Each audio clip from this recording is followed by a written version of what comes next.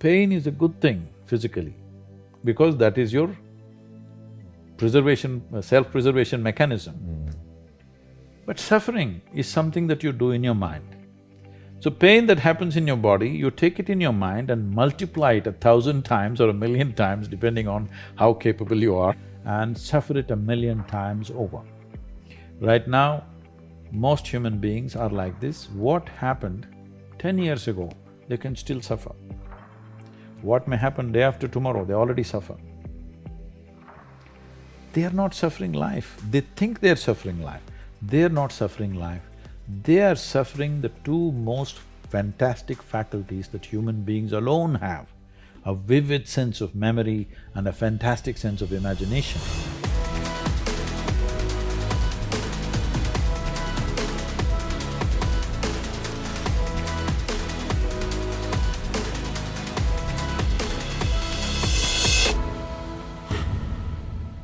Thanks for tuning into this episode of Impact Theory, sponsored by our friends at Skillshare. Enjoy the episode.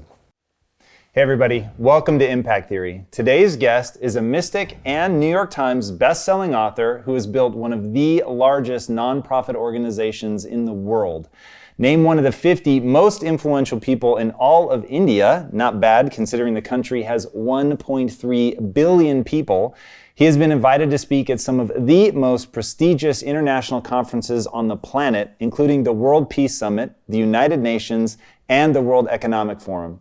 His mission is to raise every human being to the peak of their potential, and to that aim, he established the Isha Foundation, which, with headquarters in both India and the US, has implemented several large-scale human service projects designed to uplift rural areas, help with education reform and environmental stewardship, as well as holistic and healthy living.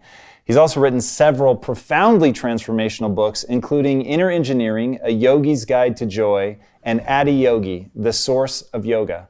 So please, help me in welcoming the contemporary spiritual leader with millions of global followers, the man who has cracked irreverent jokes everywhere from MIT to Google on things both mystical and highly practical, the uncompromising Sadhguru.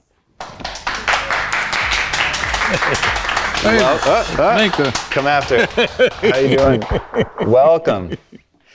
I am beyond excited to have you on the show. Going and looking at what you're trying to accomplish in the world is very much in line with what we're trying to do in terms of human potential, which I think is super exciting, but we go about it in very different ways. And reading your book, I was really impacted. And so getting to dive deeper into this, I think it's gonna be a lot of fun. And I think the first place to start, walk me through what you mean by potential. Like what do you think is human potential? So every creature, from a worm, insect, bird, plant, tree, everybody, all of them are trying to be full-fledged lives. If one sees what's happening beneath the earth in terms of the root systems, it is an enormous effort for a plant or a tree to become a full-fledged tree. Well, an apple tree is not trying to be an oak tree, but an apple tree wants to be a full-fledged apple tree. That effort is on in every life. So is it in human beings. But the problem with humanity is just this, that for every other creature, nature has drawn two lines. Within these two lines, they live and die. So their idea of full-fledged is hitting the ceiling of their life. But if a human being hits a ceiling, he gets frustrated and miserable because nature, this process of evolution has delivered to us to a place where there is only the bottom line, there is no top line, though some human beings are trying to breach the bottom line and go below. That effort also is going on. So essentially, what human life is when life was in the other forms of life that you see on the planet, nature determined a certain compulsive, instinctive ways of functioning. Once you become human, these lines have been removed. You can act consciously. That means What you call as human potential is not of any kind of measurable limit. It can go as far as you desire or as far as you have the courage to walk. So when we say human potential, unleashing human potential, it is not about reaching the peak, it is a trajectory. Because what our life is a combination of a certain amount of time and energy. Time is rolling away for all of us at the same pace. If you sit, it rolls away, if you sleep, it rolls away, if you do something, it goes away, if you don't do anything, it goes away. You're happy or miserable, it goes away. Time is running out for all of us. So it's only the energy that you can do different things with. If you bring your energies to a certain level of intensity and possibility, what somebody does in 10 years, you may do it in 1 year. This means if you live here for 100 years, it feels like in people's impact that you have created, it feels like you lived here for 1,000 years, simply because you have managed your life energies in a certain way. So for me, a human being impactful means, how conscious have you become? This is very important. Because if you're in compulsive cycles, then your energy gets wasted in so many things. If you observe people in a day, let's take 24 hours, in that anyway most people by prescription in America they sleep for 8 hours So 8 hours means 1/3 of life is gone. In the remaining 2/3 they have to eat, they have to, shower, bathroom, this, that, all this, another 2-3 hours gone. So literally 50% of life is gone, daily basis, just for basic maintenance of this life. 50% of the time is gone in maintenance, remaining 50%, what they have. If you look at every single move that they may make with their body, their thought process, their emotions, you will see a whole lot of it is happening in compulsive cycles. Or in other words, if you are little sensitive to life, you will realize you are the biggest issue in your life. So this is one thing that I'm trying to do with people, that you are never the issue in your life. I'm not the issue. My thought, my emotion, my body is never the issue. My thought, my emotion, my energy and my body are my instruments of function. They are not impediments in my life. But I would say for 90% of the human beings, their own body, then the compulsions of the body, the compulsions of their thought, the compulsions of their emotions are ruling them most of the time. So when you yourself are a problem, well, you're on self-help. So how do you begin to break out of that? Like if we're all stuck in these compulsive patterns, how do you gain the consciousness that you're talking about and begin to, I don't know if the words go beyond, elevate, like how do you stop being in that endless cycle? Everybody wants a solution, but nobody wants to delve into the problem and see what is the nature of the problem that we have. The nature of the problem is like this. Why are we compulsive? What is it that's compulsive about us? Compulsion means we are going to the same place again and again. That means we are going in circles. The nature of physical existence in the universe is such, whether you take an atom, an individual atom, or the cosmic space, everything that's physical is always in cyclical movement. The atoms are doing their circles, the solar system is doing its stuff, the galaxies are doing their stuff, our own bodies are going through cycles. In fact, we are born because of the cycles in our mother's bodies, that's why we are born. So, entire physical nature is born out of cyclical movement, that means compulsiveness. So do not misunderstand compulsiveness as something bad, it's the basis of your existence. It is a good platform, but you're supposed to stand on the platform and act. Right now you have become the platform, so somebody else will dance on you. Interesting. That's so my thing, part of what drives me is getting efficient at achieving your goal, which I'm sure is less than thrilling for you. So for me, I am interested in actually executing on my potential. So transferring my ability to do something into the actual thing. So the easy example I give people is if what does impact mean for you? Leaving a footprint? Not quite. So I have a very specific kind of impact that I'm trying to have, which is to help people actuate their potential. So I think that a lot of people, they are capable of extraordinary things. And I think that to your point about joy, I think one of the things that's absolutely foundational to joy is growth. And so getting people on a path where they believe they can grow. Why do you say it that way? Why is growth foundational to joy? Joy is foundational to growth, isn't it? Probably, yes. But I don't have an insight as to what came first, which is exactly why you're here. No, there is substantial medical and scientific evidence to show that only when you're in a pleasant state of experience, your body and your brain works at its best. There's no argument about that. There's enough evidence to show that. So whatever impact or success or reaching goals or growth or whatever you say, on one level in the physical world, it's about how well you harness your physiological and your psychological process, isn't it? Whether your body and mind works against you or works for you, this is a big difference. So there is enough evidence to show only when you're in pleasant levels of experience, this happens best. So obviously, joy is first, then growth. If you're joyful constantly and you have no fear of suffering because you understand all human experience comes from within you, and so you have managed to create the kind of experience that you want, now growth is possible, unbridled. If you have the fear of falling down and suffering, you will not go very high, isn't it? So how do you work through that? How do you help people on that path? Many ways to look at it. One of the simplest ways to see it is all human experience has a chemical basis to it. Right now, let us say you're joyful. If you look at your chemistry, it'll be in a certain way. Let's say you're miserable. If you check your chemistry, it'll be in a completely different way.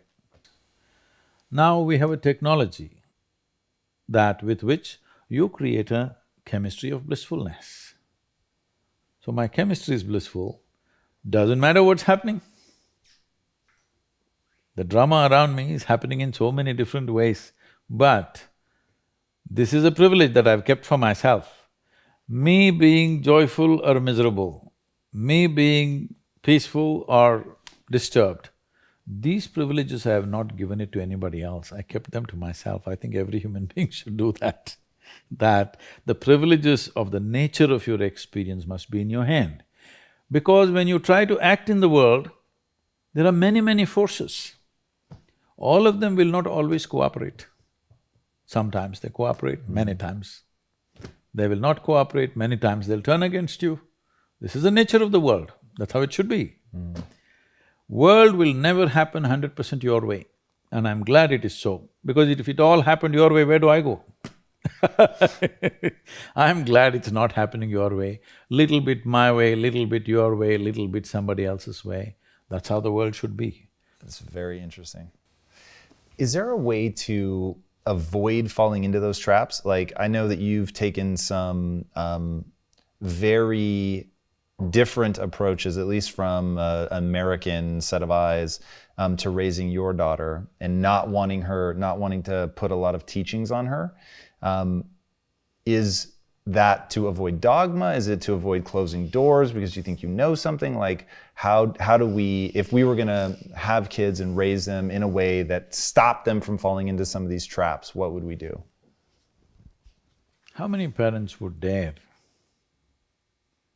and encourage their children not to be identified with parents, not to be identified with the religion that they follow, not to be identified with their racial and national and other prejudices that they hold? They all think these things are sacred, isn't it? Yes. These are the things which destroy human potential. Whether you want to turn a human being…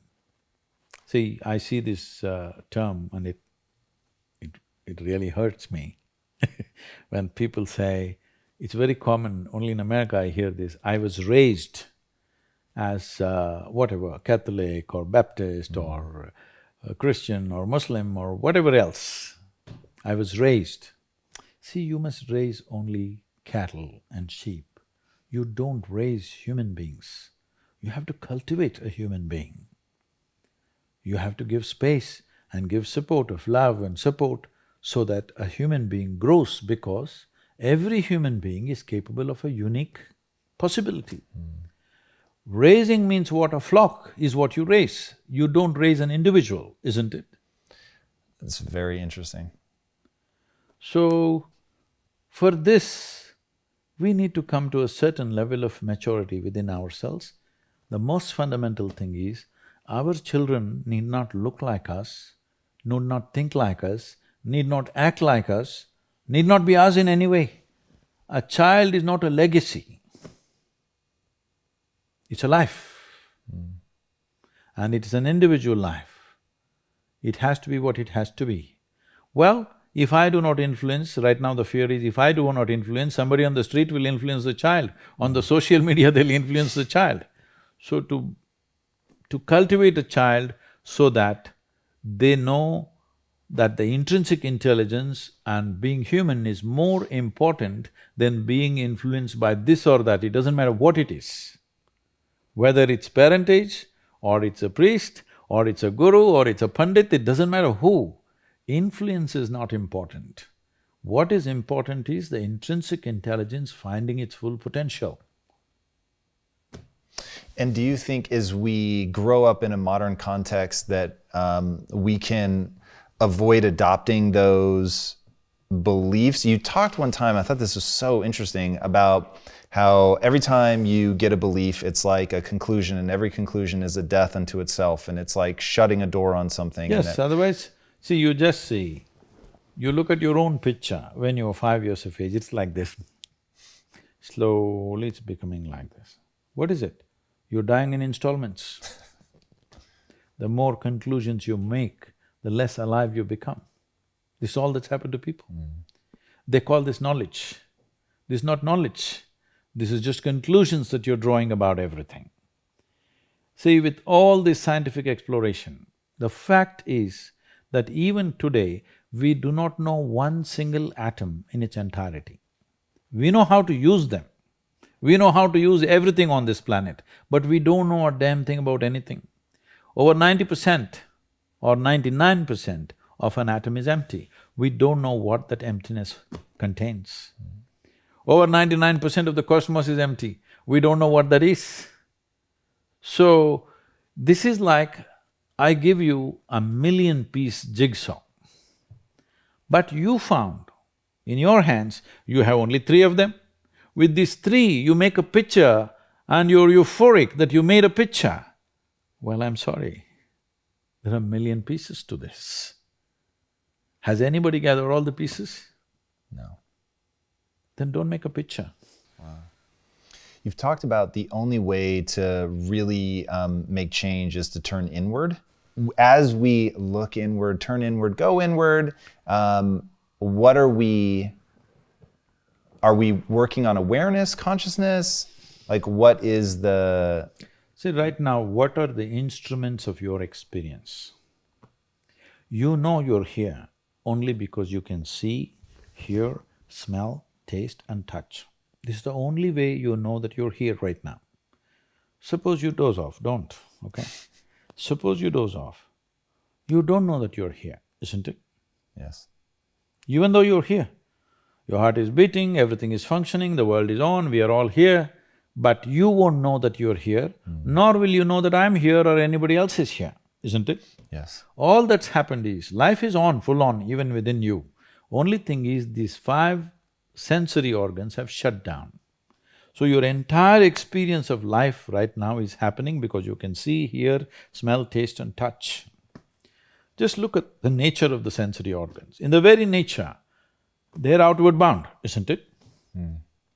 Can you roll your eyeballs inward and scan yourself? No. Shall I give you a bad example? Sure. Our nose is located right above our mouth. Suppose you don't brush your teeth for 3 days. Though this nose is right here, it won't tell you you have not brushed your teeth. The whole room will know you have not brushed your teeth, but you will not know. This is the human predicament. It's very easy to see what's wrong with this guy, what's wrong with her, what's wrong with her. It takes a lot of observation to see what's wrong with this. That level of keenness of observation is missing in most people. They need to cultivate that. And so it's tempting to, when reading your book and hearing your story, it's tempting to say, oh, this is how he cultivated that, whether it's sitting in the tree that was swaying and then doing swaying meditation. Is that actually how you cultivated it, or is there something else? Because somebody watching right now, they want to be able to begin to access this. And if it's a simple letting go of belief and dogma, or if it's awareness of the self. Letting go of belief and dogma is not simple. It's not simple. People are who they are only because of what they believe and what they have held like that. Because without this, they don't know where they belong. To live here without belonging to anything, but still involved with everything, takes a lot. Most people belong, but they're not involved. It is like belonging is like an insurance policy. It's simply there. Involvement takes you. To be constantly involved with people around you, it takes you to be conscious and on. But I belong to you. I don't have to do anything, I've professed already I belong to you. I'm married to you, I belong to you. Legally it is settled. So I don't have to be conscious of you, nor do I have to be involved with you, still I belong to you. So belonging means, believing or identifying simply means you have found a way to sleep through your life. It's called sleep. When we say, people usually use this term with animals, if you said, we put our cat to sleep, what does it mean to you? For real? That they killed their cat? Yes. So, I'm talking about sleep in that context. I believe this, I belong to this, I'm identified with this means it's sleep. That means you're partially dead. You made conclusions, which takes away the life that bubbles within you. This is why people are walking around like they're dying in installments.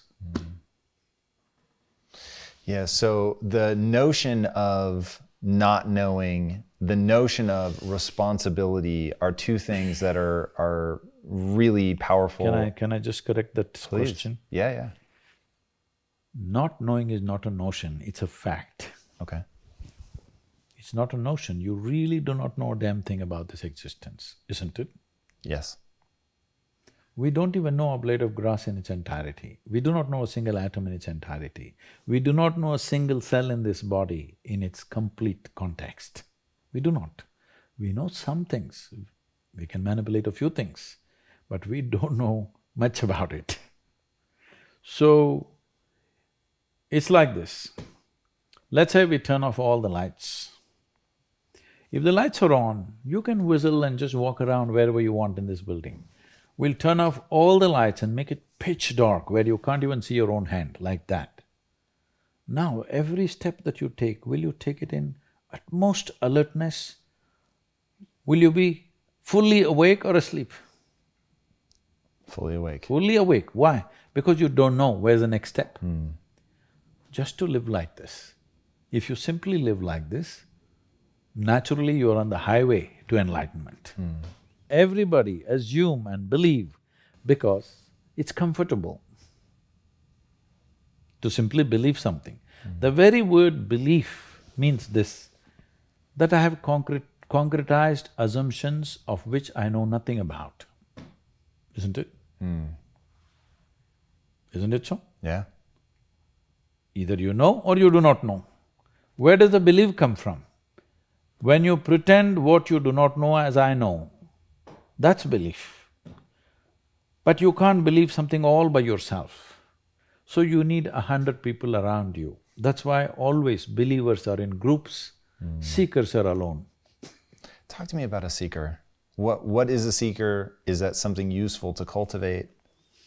You don't have to cultivate this. This is intrinsic to human intelligence. If you do not bullshit yourself with all kinds of things that you do not know as you know, it's intrinsic to human intelligence to seek, isn't it? Yes. You don't have to teach seeking. You have to teach belief systems. You don't have to teach seeking. If you don't teach anything, everybody is a seeker. It is the nature of human intelligence, it naturally seeks. But people want to seek with the comfort of belief. They want to be in the belief system and then seek. This is like tying your boat to the pier and then rowing hard.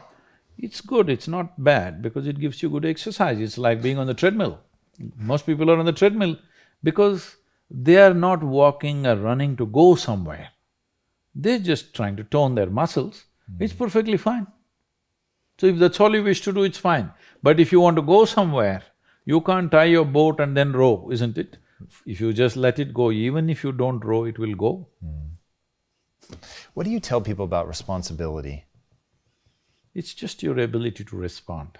You have to make up your mind. Do you want to retain your ability to respond to every situation that may arise or may not arise in your life? Or do you want to surrender your ability to respond? This is something everybody should make up their mind on. Do you have practices to keep yourself so open and so joyful? Life. That's it. What else? Life is an openness. Death is closing, isn't it? Death is a closure. Life is a possibility. If you're just alive, everything is open. Tell me, can you be alive? Suppose you don't like me. So you don't want to inhale what I exhale. Stop breathing and exist for some time, let me see. Possible? Yes. Without breathing. For a little while. How is little… how much is little for you? To hold my breath? Yeah. I don't know, 30 seconds? 10 seconds, 10 minutes? Definitely not 10 minutes. So I'm saying, if you don't like me, your dislike will not go away in 30 seconds, isn't it? Yeah, for sure. Suppose I hate you, I don't want to inhale what you exhale. I will die within myself, isn't it? Yes. This is all people are doing to themselves. I like this guy, I don't like that guy, this is somebody I love, that's somebody I hate, this is belongs to me, this doesn't belong to me. They're just killing themselves, step by step. They are planning to die in installments. If you want to live, here you are. You must make up your mind whether you want to live or you want to die. You want to know the certainty of death in life. This is called belief, this is called belonging, this is called identification, because you are trying to find the certainty of death in the seamless process of life. That's very interesting. When you spend a lot of time speaking, what do you hope people take away? Is there one core thing that you really want people to be touched by? Fundamentally, if people understand that the source of human experience is within you, joy or misery, agony or ecstasy, pleasure or pain, everything comes from within you. If you understand this much, if I understand, suppose right now I think I'm miserable because of you, there's no solution for my life, isn't it? Because all you have to do is walk in front of my home, I will become miserable. So simple it is. You don't have to kill me, you just have to walk around in front of me. I will die within myself every day. If I understand the source of my joy and misery are within me, then you know what's the obvious choice? Joy. It's the obvious choice, isn't it? So this one fundamental thing has to get across to all the human beings on this planet. Your experience is entirely determined by you. This is what the word karma means, unfortunately. It's become something else here. Karma means action. That means when we say your life is your karma, we are saying your life is entirely your making, 100%. What happens in the world? There are many, many forces involved. What happens within me? It's 100% me. 100%, isn't it? Yes. If you don't take charge of this, then you're an accidental life. When you're an accidental life, anxiety is very natural. Natural, isn't it? Suppose you're driving accidentally, that is, you don't know what's happening and you're simply somehow going, anxiety is natural or no? Yes. Any accidental movement creates anxiety. So this is why consciousness means this, that you have taken charge of the instruments of life, which on most fundamental level is our physiological and psychological space. You've taken charge of this. Now your health, your happiness, your joy, your ecstasy, your misery, everything is in your hands. You exercise them as you want. Yeah. Going back to what you said about focus, in your book you talk about something I thought was so interesting, to set the faucet to a certain drip rate and do nothing but focus on the dripping of the faucet for like 7 minutes or something. The idea is to pay attention to something which has no relevance to you. See, people have divided the universe. This is important, this is not important. This person is important for me, this person is not important for me. This is important for me, that's not important for me. You divided the universe. You will never know anything this way. Indiscriminate focus, indiscriminate attention. I'm not attending to you because you are somebody with a cobra in your heart, all right? It doesn't matter who I speak to, who I am with, I'm the same way. Indiscriminate. Only when your attention and involvement is indiscriminate does the universe open up to you. You have discriminated, naturally you closed. You know, people come to me and say, Sadhguru, I want to walk the spiritual path. I say, okay, be here for 3 days, let's see what we can do. So, no Sadhguru, day after tomorrow, my uncle's daughter's birthday, I have to go. Oh, you want to get enlightened? And day after tomorrow, uncle's daughter's birthday also, all right. We got 1.5 days. You do one thing, you do this, this and this. I say, Sadhguru, but I don't like this. All right, I'll give them a small piece of paper and say, okay, write down things that you like, we'll do that. You won't believe it, in this entire universe, most people like only 3 or 4 things. Wow. When you're so constipated in your head that you like only 3 or 4 people or 3 or 4 things in your life, how do you want to open up to the existence? Because life is happening because of its openness. This is a fundamental difference between death and life is, people are thinking it's just breath, all right, on one level.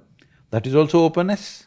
Whether you allow this to happen or you don't allow it to happen, whether you did it consciously or unconsciously, but it's happening, isn't it? Openness is on every subatomic particle, is in communication with everything. That's why this is going on. Breath is happening, so much is happening in connection with everything. It is only in openness you're alive. As you close doors, you're dying in installments. Dying in installments is torture. See, life is fantastic if you're alive and fully alive. If you're dead, it's good, at least the neighbors may think so. This may sound very not so compassionate, but I'm saying, everybody dies, you and me will die, all right? If you're dead, the game is over. But if you're half dead, oh, this is endless torture to yourself. When you are being tortured, of course you'll share it with everybody else. Talk to me about your motorcycle accident and having to have your calf sewed back together, which is without anesthesia. How is that possible? I'm not that young anymore. Today I would take anesthesia. Those were wild days. But the notion of the difference between pain and suffering I thought was very useful. See, pain is physiological, it's there. If there's no pain, most people would not even know how to protect themselves. See, just because there's no pain in this, see what all you have done to it, isn't it? See, there's no pain in this, so that's why you took it off. If there's no pain in your nose, maybe you would have taken it off. Right. Because there are many advantages. You will take in about 22% extra oxygen if you just remove this one thing, contraption.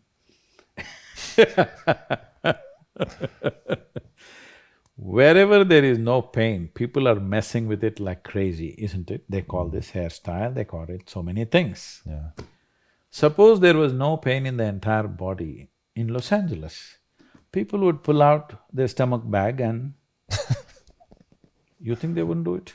No, they probably would. Only pain is helping them to preserve themselves, isn't it? So pain is good. There's no physiological pain. Most people would not know. I hear in United States there's one group, they call themselves something, I forget that word. They're actually cutting their fingers off, their hands off on the video. Whoa. They're posting it online. There's a group like that. Whoa. Can you imagine this? No. In spite of so much pain, if there was no pain, almost everybody would have cut themselves off in the name of fashion, they would have cut themselves into ribbons. Wow. So pain is a good thing physically, because that is your preservation, self-preservation mechanism. But suffering is something that you do in your mind. So pain that happens in your body, you take it in your mind and multiply it 1,000 times or 1,000,000 times, depending on how capable you are or how stupid you are, and suffer it 1,000,000 times over. Right now, most human beings are like this. What happened 10 years ago, they can still suffer. What may happen day after tomorrow, they already suffer. They are not suffering life, they think they're suffering life. They're not suffering life, they are suffering the two most fantastic faculties that human beings alone have, a vivid sense of memory and a fantastic sense of imagination. Why do you think that depression and anxiety, suicide are so rampant right now? See, one thing is, the survival process has become easier than ever before. Believe me, in the morning if you need a bucket full of water, if you had to walk a mile to the river to get one bucket of water, and your family needed 25 buckets of water, you would have no time to mess yourself. Now you have a lot of time to mess yourself because our survival is better organized than ever before. Another thing is, most human beings do not know how to manage their biochemistry without physical activity.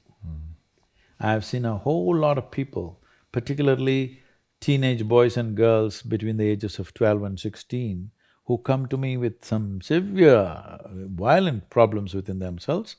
If you leave them like that, they may kill themselves or kill somebody else, they're in that kind of state. Many of them have even killed their parents, it has happened all over the world. And in 2017, when I came to know that in India, which is not so much suicidal in that sense because there's a huge family support and stuff like that, in spite of that, in 2017, 18,600 children below 18 years of age committed suicide, out of which 7,200 are below 15 years of age. So 12, 13, 14-year-olds who must be bubbling with life are wanting to take their own lives. Why? Obviously we're doing something fundamentally wrong with the society, isn't it? Yes. Our goals and our stupid ideas of what is success is driving them nuts. Because we are trying to use our children like racehorses. That's interesting. And when you say that as something that represent us, that we've turned into something amazing, or in what way are they like racehorses? See, when you understand life as a race, if you're in a race, what's the objective? You must reach the finish line quick, isn't it?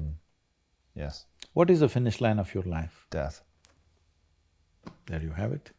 This may not be a conscious process, but life within you is understanding it like that.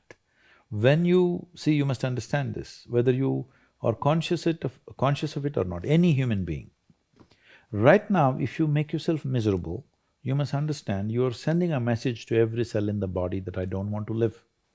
You might not have articulated it in your head yet, but when you become miserable, you notice suddenly your body seems heavy and it's like, doesn't want to get up from this chair. Have you seen this? Yes. When you're happy, you're willing to bounce at everything and do everything, bend backwards if necessary. Why this is happening is the message has gone to every cell in the body, this guy wants to die. They're all thinking, okay, what can we do to help him? But by then, of course, you recover. So you want to die, you want to live, you want to die, you want to live. The body is getting confused because you must understand this is a very intelligent body. It's taking instructions from you. Every cell in the body has enormous sense of memory and intelligence. If you keep sending wrong messages, if they act, you're dead. Because you're sending contradictory messages, you're not dead, you're half dead. You can give it any number of exotic names. Essentially, you have turned your intelligence against yourself. This is supposed to work for you, but now you've turned it against yourself, it's working against you. Yeah, I know I'm putting words in your mouth, which is very dangerous, but the whole notion of being half dead, I feel like you really address how to live fully in your book, Inner Engineering, which I was just really, really impacted by. If you had to define what inner engineering is exactly, how would you say it? See, do you agree with me that our lives today as a generation of people has become far more comfortable and far more convenient simply because of our understanding of science and our exploitation of that knowledge as technology? Yes, definitely. We are the most comfortable generation ever in the history of humanity, no question about it, isn't it? Yes. We are super empowered because of this science and technology. As there is a science and technology for our external well-being, there is a whole science and technology for inner well-being. Unfortunately, most cultures have ignored this and thinking that if we make all the external arrangements well, everything will be okay. United States of America is a huge statement that this is not how it works. Well said. The most affluent country on the planet, 70% of the population are supposed to be on prescription medication. Yeah. Wow. What's the best way for people to interact with you? They don't have to interact with me because… To learn from you, maybe. Because we can talk, if inspiration is what you need, encouragement was what you need, I'm willing to talk. But talks will not bring solutions. They will bring some clarity. Solution will come only when you take a proper inward step. That's what inner engineering process is. We are doing everything possible to deliver it in as simple and as practical measures as it can be done. There was a time it was taught in such a complex way. Today we have simplified it, broken into 5 different pieces, offering it as 5 layers of program so that people can experience it in small doses and slowly, step by step, they can go. I'm seeing as you come into more and more affluent societies, their steps are far more baby steps than other people. That's interesting. So, we have broken it into many steps so that small steps you can take one by one. And your website is the best place for that? Yes. Okay. It's a good place to go. Perfect. isha.sadhguru.org, that's what it's called. Okay, and we'll link to that as well. Our organization is 100% volunteer organization. So we are not professional in our approach, and I'm very proud of that because I'm not interested in how much somebody is doing. I'm very interested in how they're doing it because that's what changes the quality of who we are. Because the content of our life will not change our life. It is the context of our life which changes our life. That's interesting, very interesting. Because your content you have changed and you see people are not happy. Content of our life is phenomenally enhanced compared to how our grandparents lived here, isn't it? Even in this country. Yes, definitely. How can people change their context? That's what inner engineering is about. If your context shifts from your psychological and physiological process to the life process that you are, everything has changed. Because we must understand this. As we sit here, this is my body, that's your body, this is my mind, that's your mind. But there's no such thing as this is my life and that's your life. This is a living cosmos. Everybody is free to capture as much as they want. If you capture substantial amount of life, your very presence will become a significant life. Otherwise, you will become a mediocre life. This is the important thing. It's not the knowledge you gather in your head, it's not the muscle that you gather in your body, it's the life. How much of a life are you? This will make you significant in your very presence. If world gives us an opportunity, we'll do something impactful. Otherwise, we're just a significant presence. A huge oak tree standing outside, it is not trying to create any impact. It is just impactful. If you go under its shade, you'll feel it. Otherwise also it's impactful. Most people notice it only when it's gone. What is the impact that you want to have on the world? When I was 25 years of age, when suddenly things burst forth within me, and I realized if I sit here without messing myself, naturally I'm bursting with ecstasy and every cell in my body drips ecstasy. I thought initially I'm going off my rocker. Then again and again when I saw over a period of 6 to 8 weeks, when I saw if I just close my eyes, I just burst into ecstatic states. So I clearly realized, if I don't mess with my physiological and psychological process, ecstasy is the only way to be. Nothing to be done, you don't have to do anything. When I realized this, I sat down and actually planned. On that day, the world's population was 5.6 billion people. I made a plan in 2.5 years' time that I will make the world ecstatic. Wow. No fool like a young fool, you know. Now, it's been 37 years, not 2.5 years. Well, people say we have touched over 500 million people or so. Whoa. Don't say whoa, you don't woe my failures. Yeah, I guess. Because my idea of humanity is 7.6 billion people. 500 million people, time going away, I'm condemned to die a failure, but I'm a blissful failure, all right? So, what we need is just this. Do you want to live in a beautiful world means what? Beautiful does not mean just a beautiful view of the ocean or something else. Beautiful means human life here is pleasant within every human being. The question is not about what I wear, what I drive, where I live, but how I am within myself. See, what we can do in the world is a question of times. In which time of history we exist, accordingly we do things. If we were here 100 years ago, we wouldn't be recording all this stuff, all right? We would be doing something different. But human experience is constant. Whichever generation you are, you can either be blissed out or misery. Always, forever. It has been so and it will be so. So, what we can do in the world is subject to many realities of the times. But how we can be within ourselves is always a possibility. So what is always a possibility must be manifested. Whether you will run faster than Mr. Bolt or not, whether you will climb Mount Everest or not, this is not the point. Those things are subject to individual tastes and individual likes and dislikes. But will your experience of life on this planet be pleasant or not? At least this one thing we must determine, that every human being's experience of life on this planet is pleasant. That much we must do and it's doable.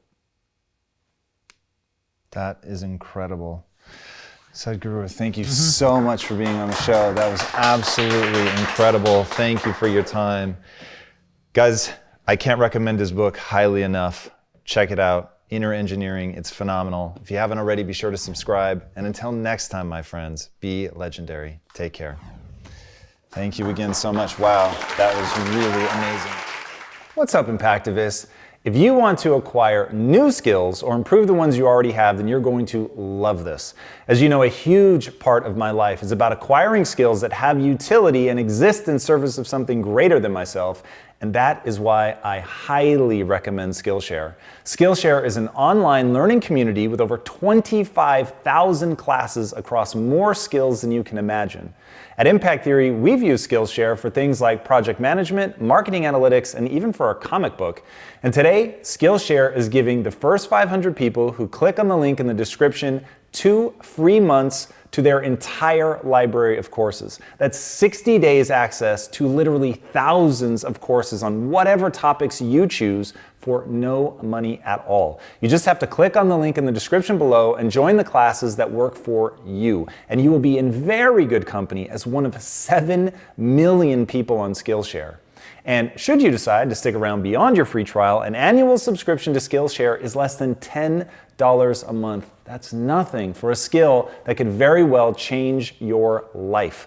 So go ahead and click on the link in the description below to start acquiring those skills today. And until next time, my friends, be legendary. Take care. Look at yourself in 10, 15, 20 years' time and ask yourself the question, is that where I want to be? And if the answer is no, then you need to find a new path. To just get to understand yourself. You don't know what you need in your life until you figure out who you are.